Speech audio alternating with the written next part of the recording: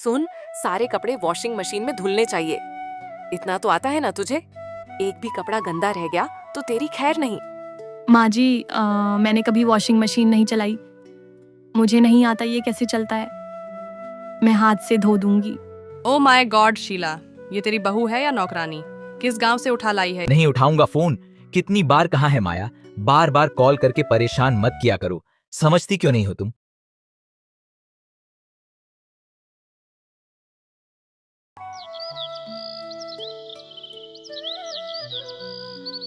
छोटे से कस्बे में रहने वाली माया एक गरीब घर की सीधी सादी लड़की थी। उसकी माँ दूसरों के घरों में काम करके किसी तरह माया की पढ़ाई का खर्च उठाती थी। माया के पिता ने सालों पहले उसकी माँ और उसे छोड़ दिया था। माँ अकेली पड़ गई थी, पर उसने हार नहीं मानी।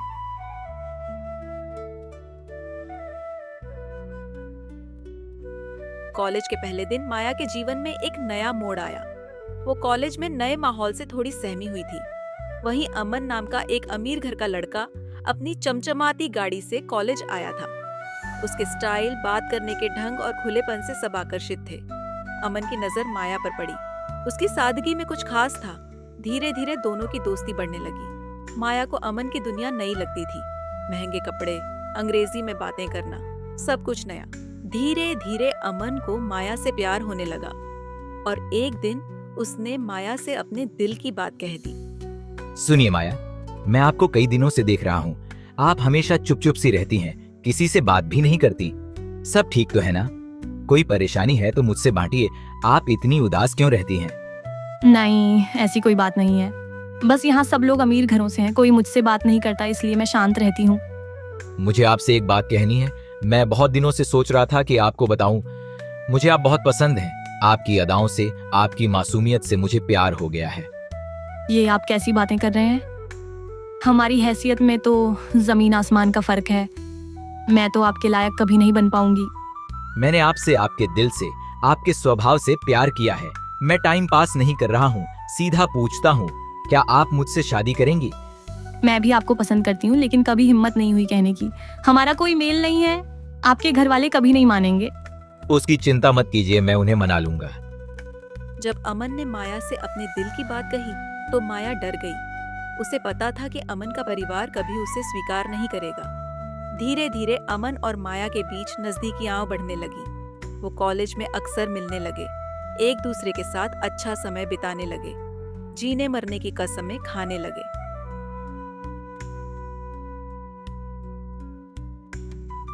अमन, आपने अपने घर पर हमारी शादी की बात की, लेकिन मुझे नहीं लगता कि आपके घर वाले मानेंगे। मैं कहाँ एक घर में काम करने वाली की बेटी और आप इतने बड़े व्यापारी के बेटे।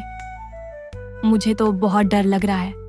माया, मैं आज माँ से हमारे बारे में बात करूंगा ताकि हमारी शादी जल्दी हो जाए, ताकि मैं तुम्हें सबके सामने अपना सकूं और तुम्हें दुनिया की हर खुशी दे सकूं। उसी शाम माया अपने घर आई और अपनी माँ से अमन और उसके रिश्ते के बारे में बताया। माँ, मेरे कॉलेज में एक अमन नाम का लड़का है। मैं उससे शादी करना चाहती हूँ। अमन, वही ना जिसके पिताजी बहुत बड़े व्यापारी हैं। बेटी, वो तो बहुत बड़े घर के लोग हैं, तुझसे शादी को कभी नहीं मानेंगे। माँ, अमन ने बोला है कि वो अपने घर पर कल ही बात करेगा शादी को लेकर, और उसने कहा है कि वो मना लेगा। माँ, अमन बहुत अच्छा लड़का है, उसको पैसों का कोई घमंड नहीं है और उसने ये सब जानते हुए मुझे पसंद किया कि मैं गांव की हूँ, एक गरीब घर से हूँ। सब जानता है, वो अलग है। माँ, बेटी, अगर तूने पसंद किया है तो वो अच्छा ही होगा। मुझे अपनी बेटी पर पूरा विश्वास है। मुझे तुम दोनों के रिश्ते से कोई दिक्कत नहीं। तुम दोनों बस खुश रहो, मैं यही चाहती हूँ।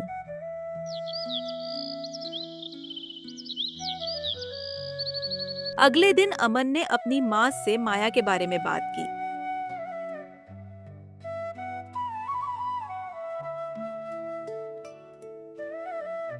माँ, मैं एक माया नाम की लड़की से बहुत प्यार करता हूँ। ये यहीं के गांव पहरपुर की है।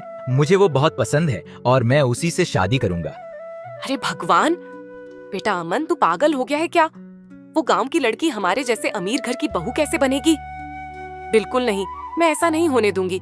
तेरी शादी वहीं होगी जहां मैं तय करूंगी। माँ, वो नेक है और दिल की साफ है। पैसा तो आता जाता रहता है, लेकिन इंसान का दिल साफ होना सबसे जरूरी होता है। माँ, वो हमारे घर को अच्छे से संभाल लेगी। बिल्कुल नहीं, जितना बोल रही हूँ सुन ले, तेरी शादी हमारे बराबरी में ही होगी। मैं किया हुआ वादा नहीं तोड़ सकता। वो भी मुझसे प्यार करती है और मैं भी उससे। मैं उसी से शादी करूंगा। जा रहा हूँ। हाँ जा, कर ले अपनी मनमानी। बाद में जब पछताएगा ना तो फिर मेरे पास मत आना। हे भगवान, क्या करूं इस लड़के का। माँ ने साफ शब्दों में इस रिश्ते से इनकार कर दिया। उन्होंने कहा कि वह इस शादी को कभी स्वीकार नहीं करेंगी। फिर भी अमन ने माया से किया हुआ वादा नहीं तोड़ा। कुछ ही दिनों बाद अमन ने माया से मंदिर में शादी कर ली।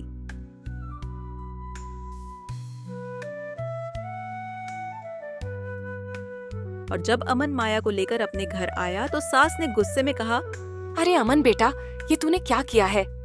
हे भगवान, ये गरीब खमार लड़की से शादी कर ली।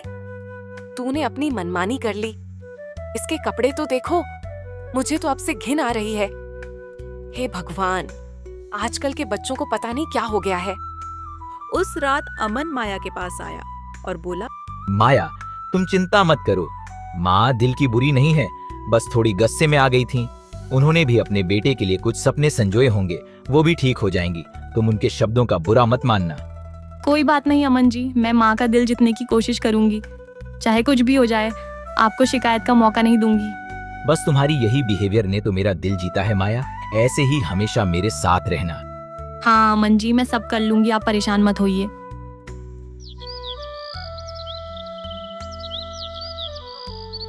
अगले दिन माया की पहली रसोई थी। जाओ किचन में कुछ बना के ला दो। अब क्या करूं मेरी फूटी किस्मत का कि तू हमारे घर की बहू बन गई। ना पहनने का ढंग ना कुछ। जा बना खाना। माया ने कभी गैस पर खाना नहीं बनाया था। जब सास ने बोला, माया किचन में गई। सब कुछ अलग लग रहा था। गैस, कुकर, जो उसने कभी नहीं देखा था। हे भगवान, क्या करूं? ये सब तो एकदम अलग है। मैंने तो हमेशा चूल्हे में रवा और कढ़ाई में खाना बनाया है। ये गैस वगैरह और ऐसे बर्तन में मैं कैसे बनाऊंगी खाना? अब क्या करूं? एक काम करती हूँ, ये कढ़ाई जो दिख रही है इसी में कोशिश करती हूँ बनाने की। कुछ कुछ तो बन ही जाएगा।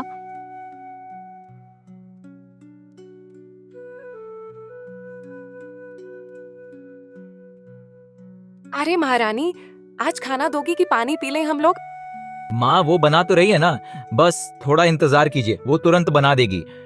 माया ने पहली बार गैस पर खाना बनाया। उसे बिल्कुल अंदाजा नहीं था कि खाना कब जल गया। बाहर महक फैल गई तो सास और अमन वहां आ गए। सास ने फिर से माया को ताना दे दिया। हे भगवान, सारा खाना जला दिया इसने। अरे गंवार, तुझे अकल है कि नहीं? कितना महंगा बर्तन फूंक दिया तूने। अमन, देख किस गंवार से शादी कर ली तूने। जा होटल से खाना ले आ, नहीं तो ये गंवार तो हमें भूखा ही मार डालेगी एक दिन।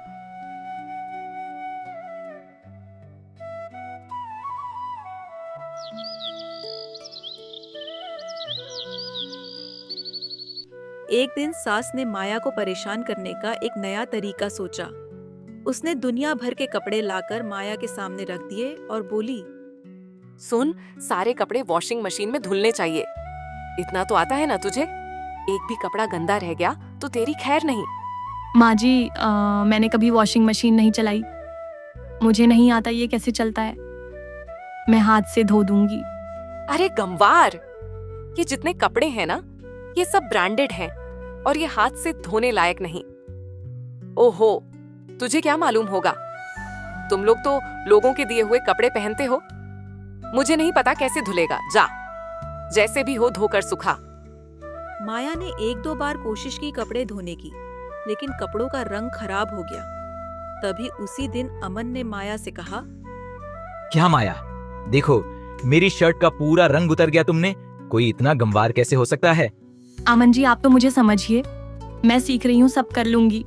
दिन बीतते गए। माया रोज सारे काम करती, सब कुछ सीखने की कोशिश करती, लेकिन फिर भी उसकी सास उसे अपनाने को तैयार नहीं थी।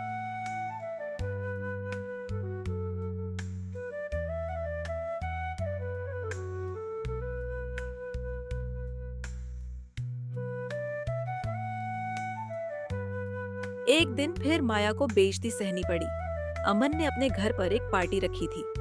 अमन के दोस्त वहां आए थे और उसकी माँ की सहेली भी आई थी। माया ने सबके स्वागत के लिए चाय लेकर पेश की। तभी सास की दोस्त ने ताना मारा। ओ माय गॉड शीला, ये तेरी बहू है या नौकरानी?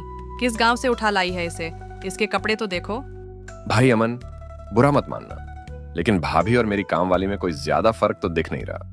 पार्टी खत्म होते ही अमन माया के पास आया और गुस्से में बोला। क्या माया, तुम सच में गंवार की गंवार ही रहोगी क्या? मैंने कहा था ना, जो गाउन में लाया था तुम्हारे लिए वही पहनना। हमारी इस सोसाइटी में इज्जत है, उसे तो बनाए रखना सीखो। अमन जी, मैंने आपको पहले भी कहा था, ये छोटे कपड़े, ये आधुनिक पहनावा मुझे पहनना नहीं आता। मुझे शर्म आती है, मैं ये नहीं पहन सकती।